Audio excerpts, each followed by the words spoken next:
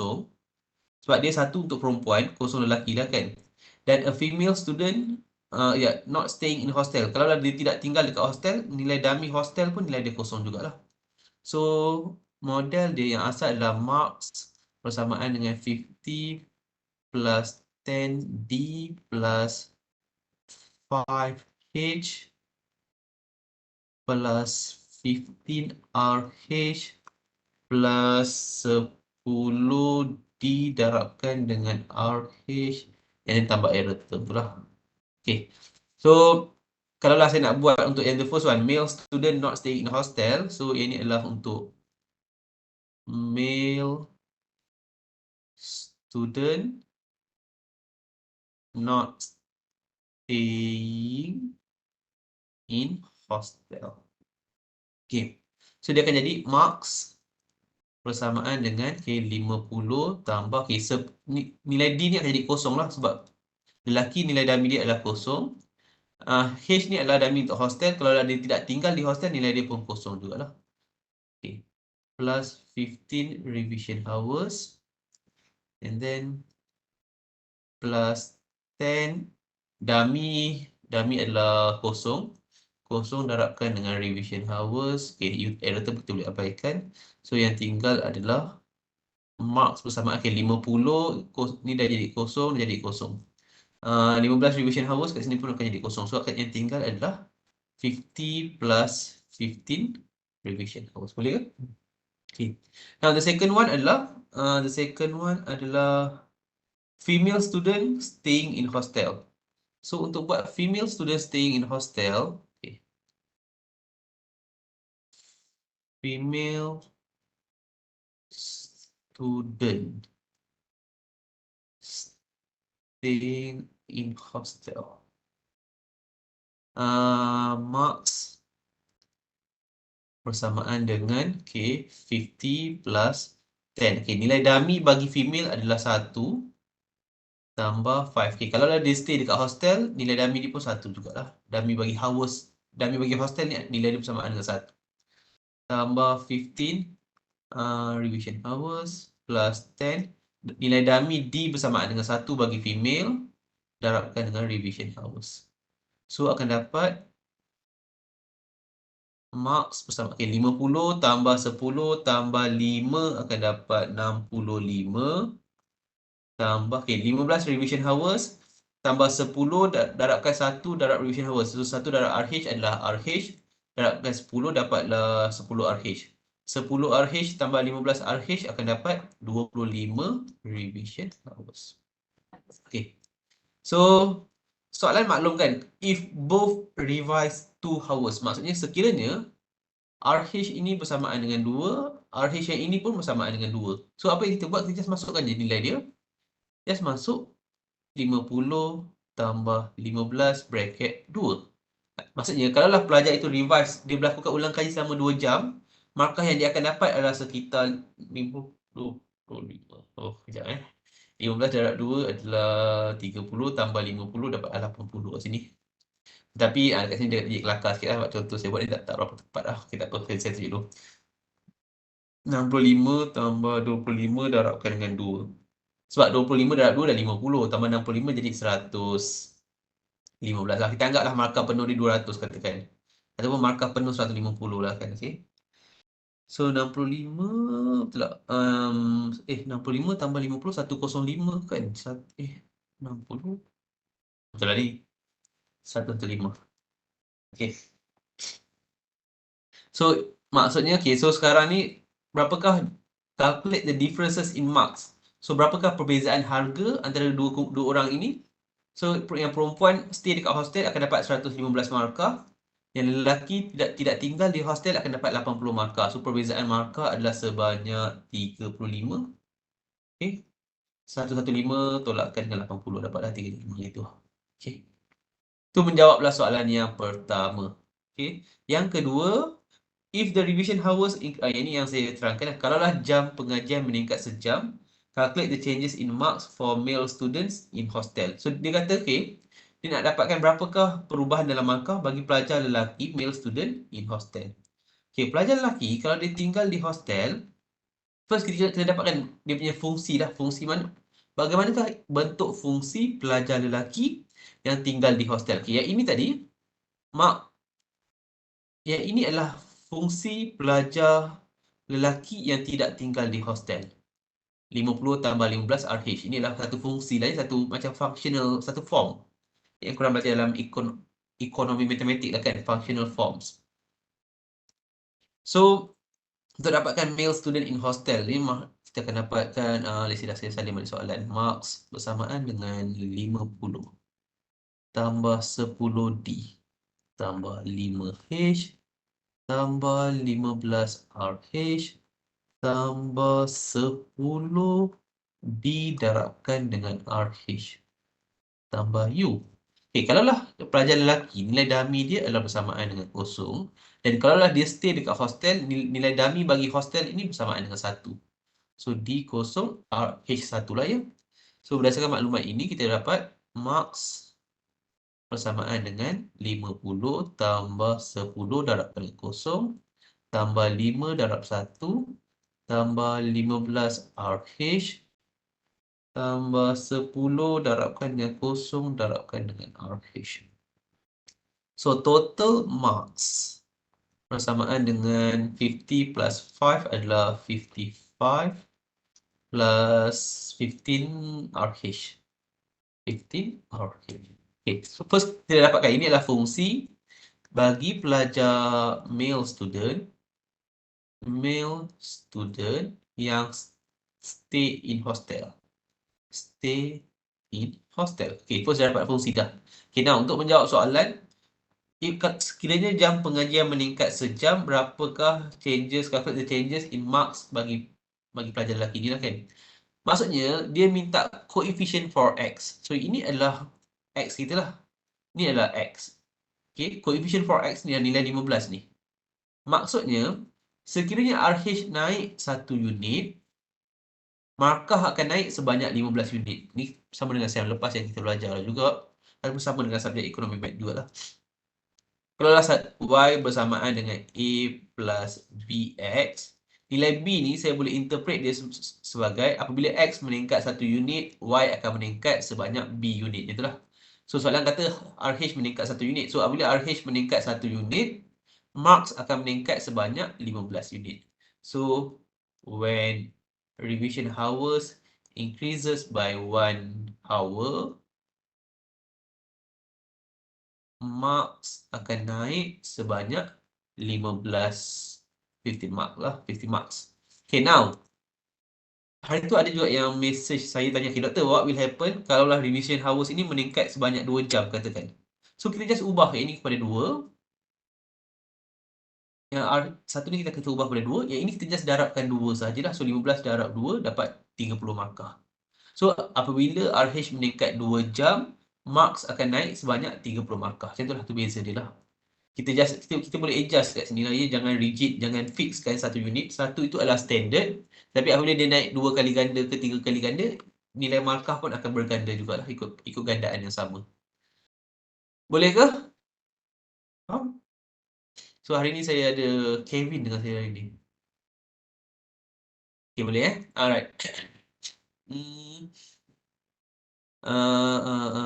Okay, kalau dah ni, in case ada yang tak faham nanti boleh maklum ke saya. Saya rasa better daripada korang maklum selepas kelas, better sewaktu kelas saya maklumkan supaya saya boleh revise balik lah. Okay. Now kita lihat kepada bab yang kedua. Bab yang kedua ni nanti saya akan bagi nota slide sebab saya tak siap habis edit lagi. Saya baru buat pagi tadi ni, lepas sahur. Okay. Bab yang kedua. Okay, bab yang pertama tadi kita berkaitan dengan independent lah. Maksudnya dummy ni dia berada dekat sebelah X. Bab 2 ni adalah dependent dummy variables. Dummy ni berada dekat sebelah Y. Okay.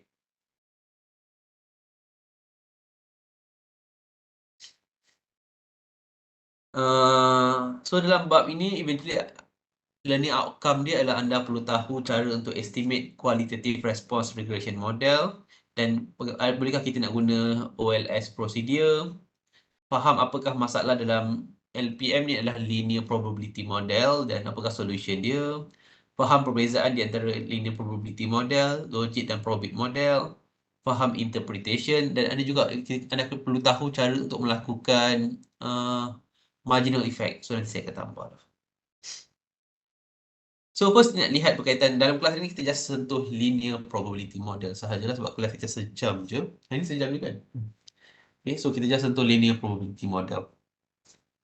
Sekejaplah saya... Okay, sabar saya guna slide dahulu lah. Okay, let's say when YI, kata-kata regression model dia adalah YI bersamaan dengan beta 1 tambah beta 2 XI tambah UI. So ini macam regression model yang kita gunakan dalam semester lepas agak sama je lah. Model regresi yang sama lah. YI bersamaan beta 1 tambah beta 2 XI tambah UI. UI ni adalah error term. X ni pun boleh ubah X, Y ni pun boleh ubah Y. Katakan X adalah income. Income ni adalah pemboleh ubah yang bersifat continuous lah. Yang bersifat kuantitatif. Okay. Dan Y equals to 1 if the person owns a house dan 0 if the person does not own a house. Maksudnya apa?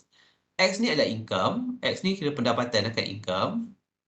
Tapi dia kata Y ni adalah dummy di mana dia bersamaan dengan 1 kalau dia memiliki rumah. Kosong kalau tidak memiliki rumah. Tidak memiliki rumah. Does not own a house lah. So inilah contoh kita basic dahulu lah kan. Maksudnya kalau sebelum ini dalam bab 1 dummy berada dekat sebelah X lah kan. Contoh dummy yang mempengaruhi Y. Sekarang X yang mempengaruhi dummy lah. X tu adalah income yang bersifat continuous, kuantitatif. Dialah yang mempengaruhi pemboleh ubah yang kualitatif ni lah, yang bersifat categorical dummy variables ni. So because the dependent variables is binary, the regression model is called a linear probability model. Okay. So kenapa kita tak panggil regresi biasa je, tapi dalam case dummy variables, apabila pemboleh ubah dependent dia adalah pemboleh ubah yang bersifat binary, nilai dia kosong ataupun 1, kita akan panggil dia sebagai linear probability model. So now, kenapa kita sebut sebagai probability, kebarangkalian? Katakan okay, saya letak, let's say Y bersamaan dengan beta kosong tambah beta 1 X tambah U. Okay, ada I. Okay. I ini menandakan individu yang keberapa lah. Individu yang pertama, I1, yang kedua, I2 sebagai contoh lah kan. So, I ini menandakan individu yang keberapa. Ni kita just recap balik lah ya. Individu yang ke I. The ith. Dalam bahasa Inggeris, biasanya kita tulis ITH lah, ith individual gitu lah. Individu yang ke I. Okay.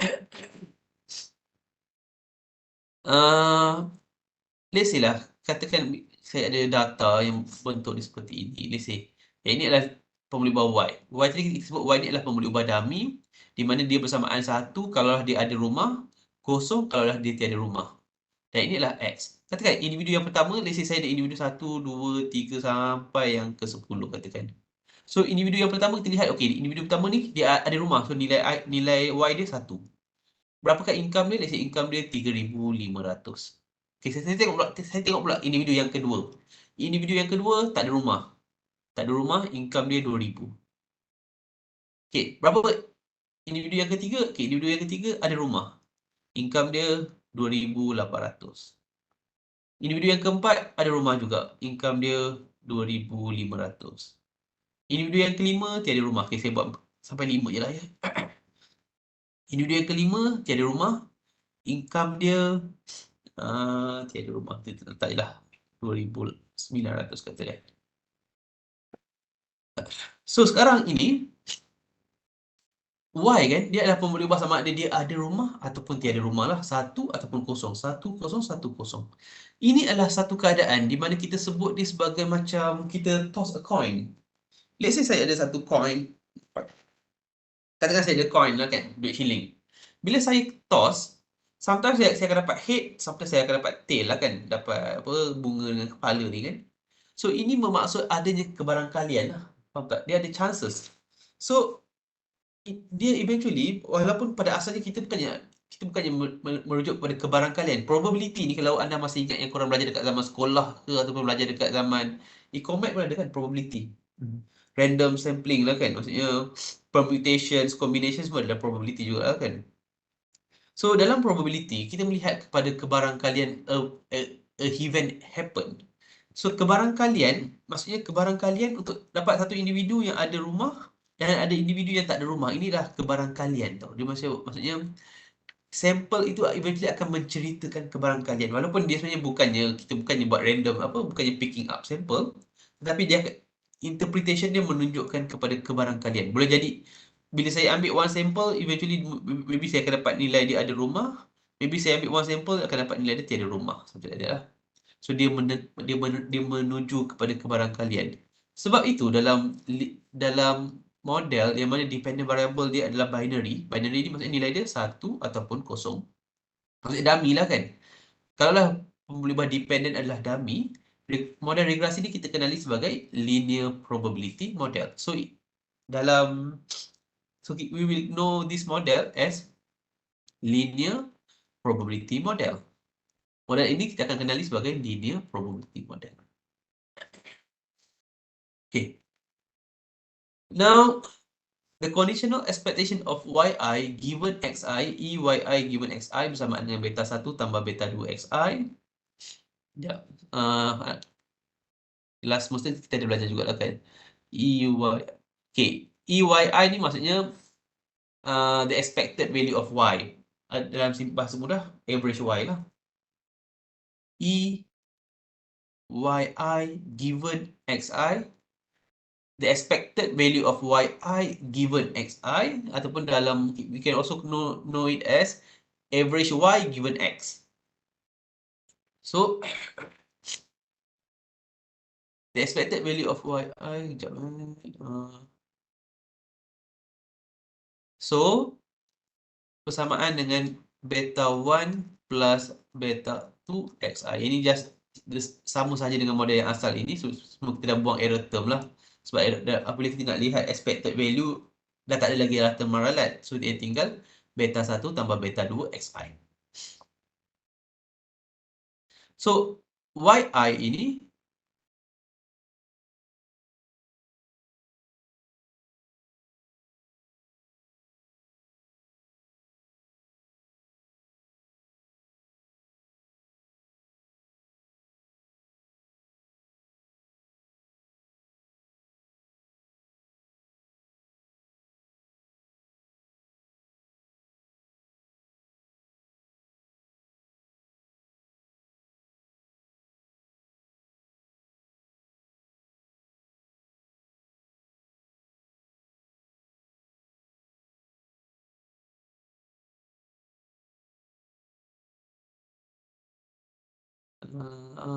what is this?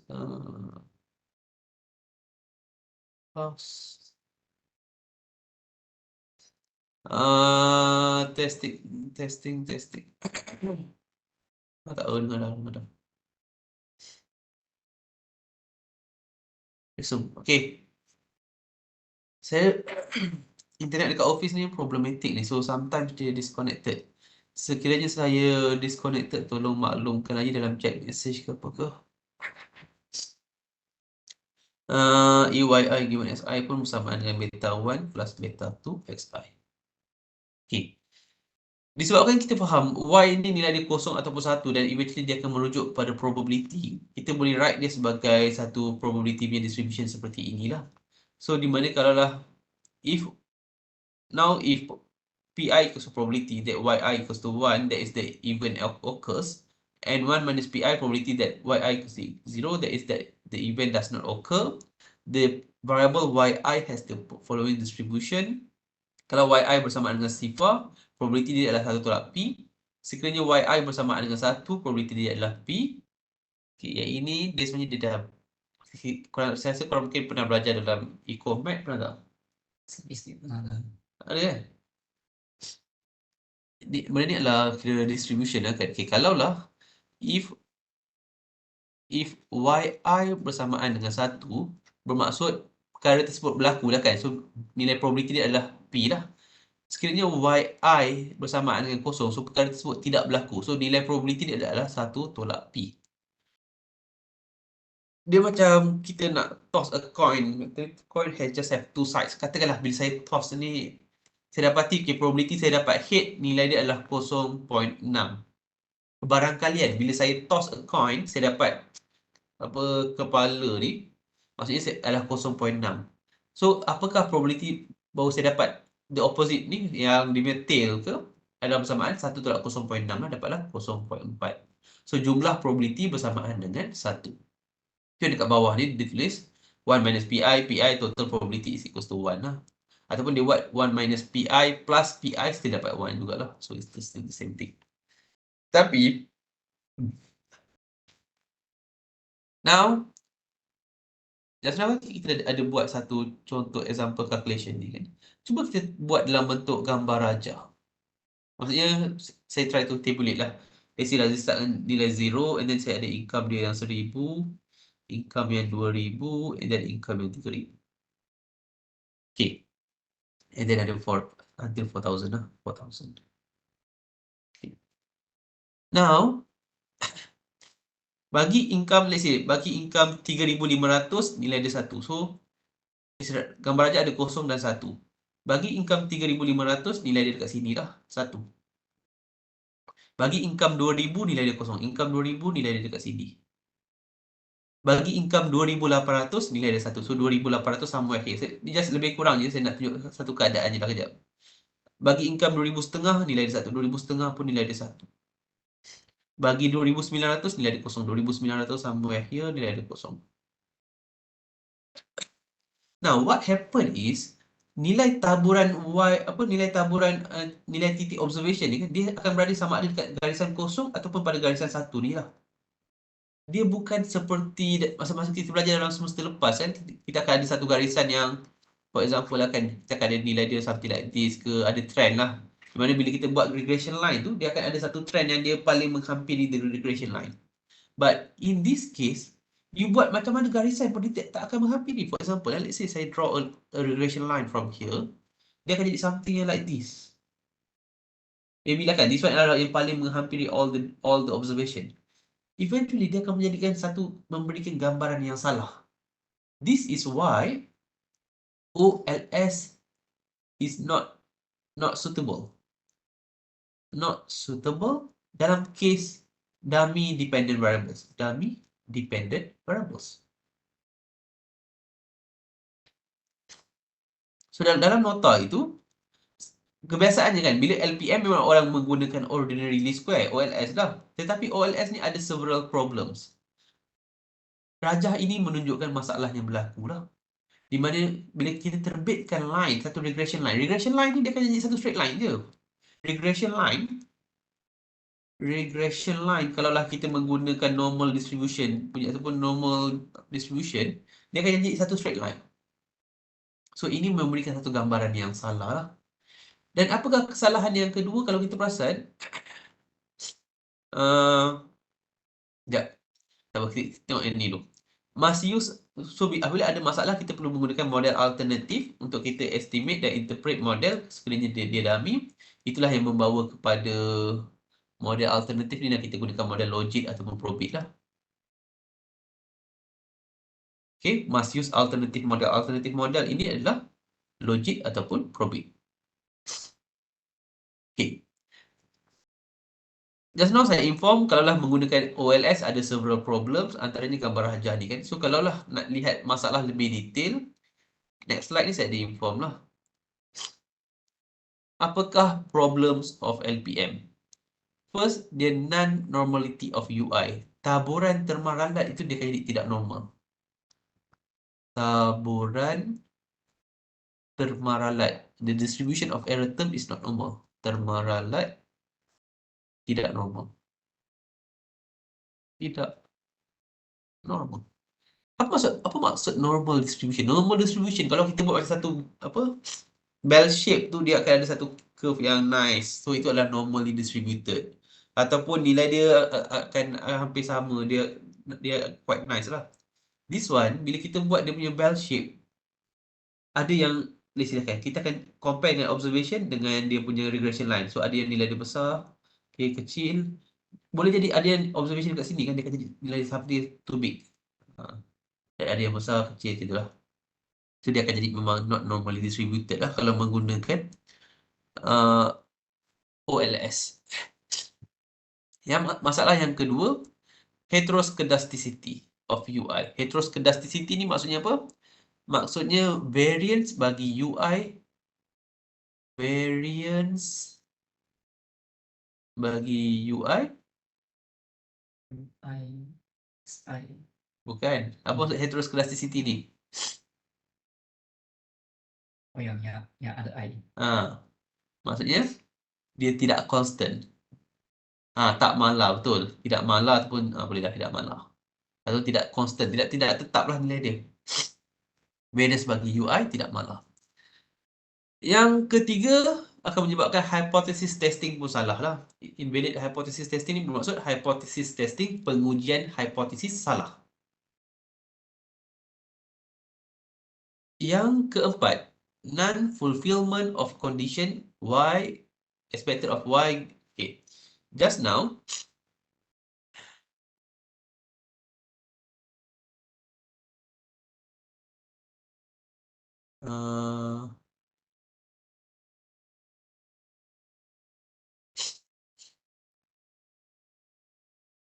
okay. Just now, bila kita buat expected nilai Y given X ni kan, kita tahu bahawa nilai Y ni dia boleh jadi sama ada dia kosong ataupun dia satu je lah. Berdasarkan fungsi tersebut, nilai dia hanya boleh kosong atau satu. Tak boleh jadi nilai lain. Tetapi apabila kita buat OLS, silakan tadi masa saya tunjuk gambar rajah tu, nilai Y ini, kan OLS adalah satu regression line kan. Dia menunjukkan seolah-olah Y boleh berada dekat sini, Y boleh berada dekat sini. Faham tak? Sebenarnya Y is between here and here sahaja. Not only that, Y tak boleh jadi is between 0 dengan 1. Y tak boleh jadi more than 1 ni semua. It's not possible lah. So ni maksudnya dia silap. Kesalahan dia. OLS akan memberikan you satu value bahawa Y boleh jadi, let's say Y can be negative 1. So ni semua silap lah. Negative 0.5. Silap. If between 0 and 1, walaupun dia dapat 0. Let's say dia dapat kat sini 0.6 katakan, it is still okay. Walaupun nilai Y sepatutnya kosong ataupun 1, 0.6 we can interpret as probability, kebarangkalian. Okay. Although the coins is between head and tail, between kosong dengan 1, tetapi apabila kita toss banyak kali, dia akan jadi chances, kebarangkalian. So dia kata menyebabkan non-fulfillment of condition, tidak memenuhi syarat Y, expected Y given X berada di antara nilai kosong hingga 1. Tidak memenuhi syarat lah ya. Expected Y given X berada di antara kosong hingga 1. Dan yang kelima, R square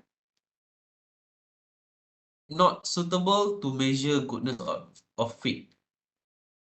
Okay, kalau anda masih ingat dalam econometric 1, kita kata R square ni adalah salah, kalaulah kita nak measure goodness of fit. Goodness of fit, maksudnya model ni baik ke tidak, kita akan menggunakan kaedah R square lah dalam econometric 1. Tetapi dalam case linear probability model ini, apabila kita menggunakan OLS, apabila kita nak run, dia menyebabkan R square dah tak sesuai. Sebab R square ni dia menunjukkan adakah dia apa saya panggil, coefficient of determination dia based on minimize error. Tetapi error dah tidak minimize. So eventually dia tidak bagus lah sebagai goodness of fit. Dalam buku yang saya pernah bagi buku lah kan, buku apa tu? Buku Sangka Kumar dengan buku Gujarati tu. Dalam buku tu dia ada explanation yang lebih detail. Sekejap saya buka yang Sangka Kumar.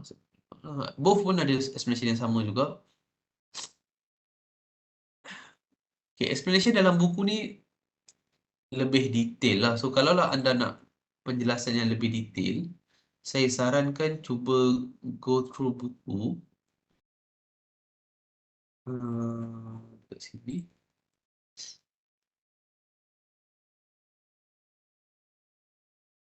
Okay, this is for linear probability model and then this is for the problem lah kan.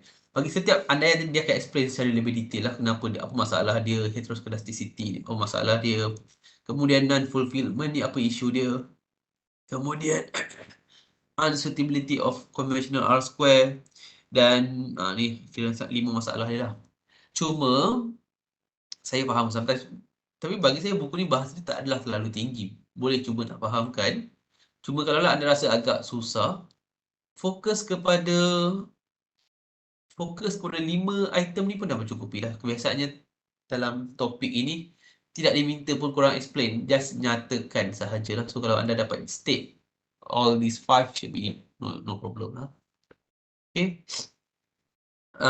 So disebabkan masalah 5 masalah LPM ini, cara untuk mengatasi masalah ini adalah kita tak gunakan OLS. Sebaliknya kita menggunakan kaedah logit ataupun probit lah. Itu yang dalam next class nanti saya akan explain. Logit dan probit. So, di sini ada maklumkan solution dia a probability model that has 2 features.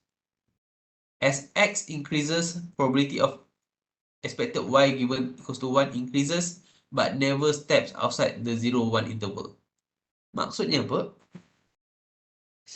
Apabila X meningkat,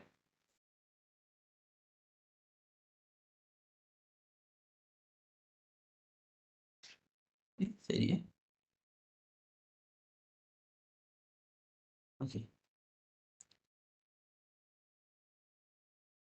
Now, kalaulah saya ada observation dekat sini, saya ada 3-4 observation, dan dekat sini pun ada 3-4 observation. Ini adalah bagi nilai kosong, ini bagi nilai 1. Okay. Apabila saya buat satu regression line, dia akan bagi satu garis seperti inilah. Katakan. Okay. Tetapi, solution yang dia katakan adalah satu regression, satu line, a probability model, satu model probability di mana apabila X meningkat, probability ni pun meningkat tapi never steps outside of the 0-1 interval. Maksudnya dia cadangkan satu garisan yang seperti inilah. Sekejap sini naik atas. Dah masuk macam ni. Dia macam satu garisan yang berbentuk S tau. Ni kalau ikut gambar L lebih tepat ni lah rajah ni lah. Nampak tak garisan yang ini start dekat sini, dia turun bawah, pergi sini. Garisan ni kan, ini adalah more appropriate regression line. Garisan regresi yang lebih appropriate, yang bentuk macam S ni. Ini kita kenali sebagai CDF. Apa itu CDF? Cumulative Distribution Function. Okay, Cumulative Distribution Function. Dia bentuk dia macam S ni lah. So di mana nilai dia akan always berada di antara nilai kosong hingga 1. Dia tak akan ada lebih pun nilai yang bentuk S ni. Okay, sentiasa di antara kosong hingga 1. Dan yang kedua, the relationship between PI and XI is non-linear. Sebab kalau garisan straight ni dia adalah garisan linear, a linear regression line. Dan dia straight, linear, dia tak ada power lah. Tapi apabila dia dah melengkung seperti ini, dia dah non-linear. One which approach 0 at slower and slower rates as SI gets small, and approach 1 at slower and slower rates as XI gets very large. Maksudnya dia semakin menghampiri 1 apabila nilai X semakin meningkat, dan dia semakin menghampiri kosong apabila nilai X semakin mengecil. Itulah di antara kosong hingga 1. Cuma kena faham kan, nilai X boleh jadi negatif, tak ada masalah. Cuma nilai Y je tak akan jadi negatif. Nilai X boleh jadi negatif saja. Maksudnya kalau saya nak sambung garisan ni, garisan dia, nilai dia boleh je dia boleh X boleh je negatif, tapi Y tu takkan ke bawah. Y akan berada di antara range kosong hingga 1. Macam itulah. Okay, inilah garisan hijau ni lah kita kenali sebagai CDF, Cumulative Distribution Function. So, kalaulah OLS, kita menggunakan normal distribution lah. Normal distribution tu yang macam, kalau ikut bell shape pun, ia jadi normal distribution. Dan even kita anggap dia sebagai linear lah. Dia punya regression line adalah linear. Tetapi kalaulah menggunakan logic or probit, mereka memang menggunakan CDF ni lah, cumulative distribution function. Disebabkan itu, barulah kita beralih kepada logic dan probit. So dalam logic dan probit memang menggunakan cumulative distribution function. Semua dalam slide ni saya tak habis buat lagi dah untuk logic probit. Nanti saya akan letak lagi dah. Okay. Ada apa-apa soalan tak? So kalau ikutkan dalam nota untuk bab 2 ni, 3 benda anda kena belajar. First, anda kena belajar berkaitan dengan LPM, Linear Probability Model. Second, anda kena belajar berkaitan dengan logik. 3 adalah probit. 3 item ini sahajalah. So untuk ketiga-tiga item ni, first anda kena tahu dia punya model. Untuk all three ni, anda perlu tahu bagaimanakah dia punya model. So untuk LPM, model ni kita boleh tulis seperti yang tadi dah, yang saya buat yang asal. Anda boleh tulis yang seperti ini, yi bersamaan beta 1 plus beta 2 xi tambah ui.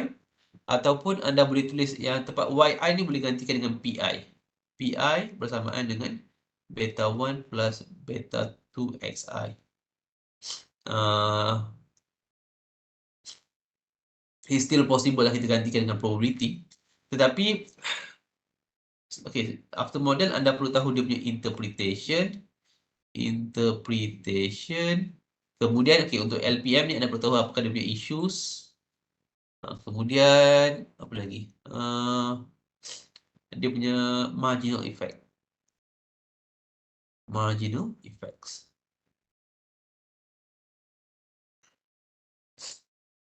Topik LPM logic probit. Maksudnya topik yang nombor 2 ni kan. Topik bab 2 akan masuk dalam midterm, dalam final pun ada soalan pengiraan. Midterm ada soalan pengiraan, final pun ada soalan pengiraan. So topik ni agak penting lah ya. Berbanding bab 1 lah, dia lebih penting. Tak apa, nanti ada apa pertanyaan tak? Oh, check.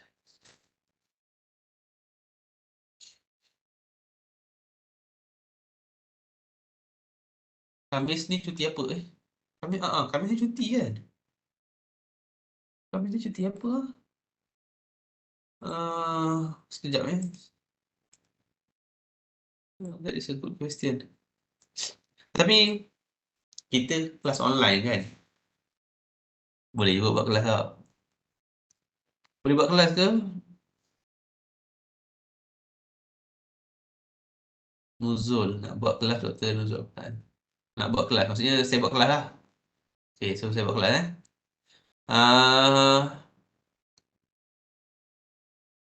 It's okay, sebab apa? Okay, kita proceed kelas pada hari Khamis. Nanti masa bulan 4, nanti lepas raya.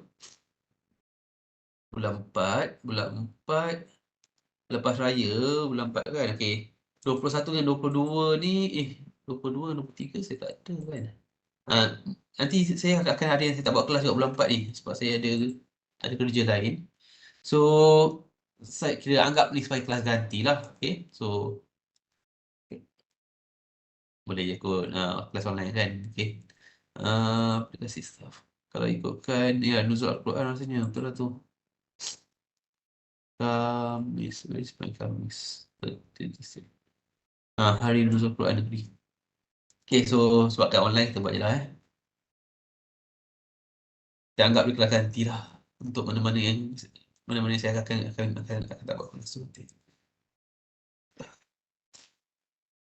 Okay, kalau tak ada pertanyaan, saya rasa ni je. Kita nak masuk sedikit lah logic probit. Sekejap, kita buat satu example lah latihan. Saya dalam e-learn, sekejap saya buka e-learn dulu. Okay, dalam e-learn, dalam econometric punya ni kan, rubric. Oh, dia dah tunjuk dah. Ada garis panduan tugasan kumpulan ni. Oh, rasa Dr. Nizam dah tukar kot. Dr. Nizam dah tukar. Dia boleh tengok 4 orang je. Di mana satu kumpulan diwajibkan menjadikan satu pronunciation Okey, guys, okey. Untuk econometric 2, sebenarnya econometric 1 saya berikan kebebasan kepada anda untuk memilih ahli kumpulan lah kan. Tetapi saya dapati banyak apa macam terlalu berpuak-puak lah. So disebabkan isu-isu seperti itu, untuk econometric 2 saya akan tentukan siapakah ahli kumpulan. Dan tak silap saya, even dalam komen penilaian pensyarah pun ada juga pelajar yang komen bahawa dia minta pensyarah untuk tentukan kerana susah mendapat ahli kumpulan ke apa tau. Minta pensyarah tentukan lah. So disebabkan itu, econometric 2, kumpulan saya akan tentukanlah siapakah ahli-ahli tu. By today atau esok saya akan bagilah senarai nama ahli kumpulan anda tu. So secara umumnya econometric 2 assignment dia hampir sama dengan econometric 1. Cuma perbezaan dia adalah bagi pelajar dalam kelas saya akan bagi artikel, setiap seorang pilih satu artikel. Sebab bila korang pilih artikel, sama ada artikel korang pilih tu merapu sangat ataupun kualiti tak ada lah. So disebabkan itu saya akan bagi artikel. Saya akan bagi a set of, let's say I give a set of 15 articles. You need to choose one dan make sure tidak overlap dengan kumpulan lain. Macam tu lah. Nanti saya akan bagi dalam e-learn. So dari eventually saya akan bagi dalam e-learn ke? Boleh dalam e-learn kot lah. Eventually pilih dan maklumkan nama ahli kumpulan. Tak apa, boleh start ni, boleh je korang start lepas cuti mid-sem, korang start buat pun sempat siapkan ni. Apa lagi lah? 4 orang, tak apalah yang berkaitan dengan ahli wajib lelaki ke ni semua tak payah, boleh abaikan sebab saya akan pilih ahli lah. Tajuk ni pun tak apa, saya akan make sure paper yang saya pilih ni berkaitan dengan apa yang topik korang belajar. Dan ni semua kena buat lah. Format ni nanti saya akan ubah sikit. Sekejap lah. Okay, ada soalan tak?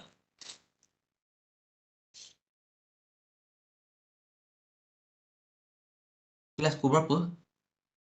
Kelas pukul berapa? Kelas hari Khamis ikut waktu kelas lah kan?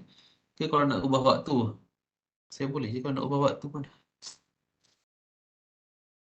Kalau hari Khamis korang tak ada kelas subjek lain, dan kita boleh je start pukul 10 pun tak apa. 10 to 12. Kalau korang free, tak ada subjek lain lah. Kalau ada subjek lain, dan subjek lain ada ke? Kalau saya tak ada. Oh, Khamis korang free ke? Oh, ya? Sebab ada yang Elektif? subjek lain ada mungkin lah. Sebab seni kita semua tak sama subjek lah. Oh ya, banyak elektif berbeza. Nanti tak apa korang, kalaulah in case nak ubah pada pukul 10, boleh maklumkan ke dalam grup lah. Sebab saya ikut je lah, kalau rasa kalau semua free pukul 10, kita boleh je ubah pukul 10 ke, nak ubah petang ke. QR code tadi.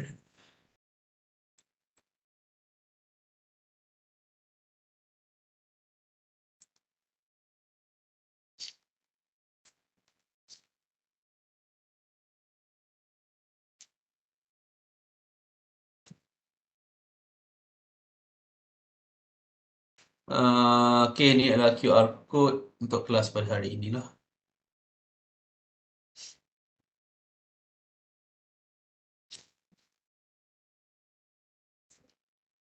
By the way, saya ada buat kelas fizikal untuk tahun 3. So, kalau lah tahun 2 dia nak buat kelas fizikal, kalau cukup 5-6 orang tu bolehlah kita nak gunakan kelas bilik kuliah lah. Okay, kalau seorang orang boleh datang ke office saya je. Kalau tak ada apa-apa, sampai di sini kelas pada hari ini. Terima kasih semua. Assalamualaikum. Doktor. Siap, Doktor. So,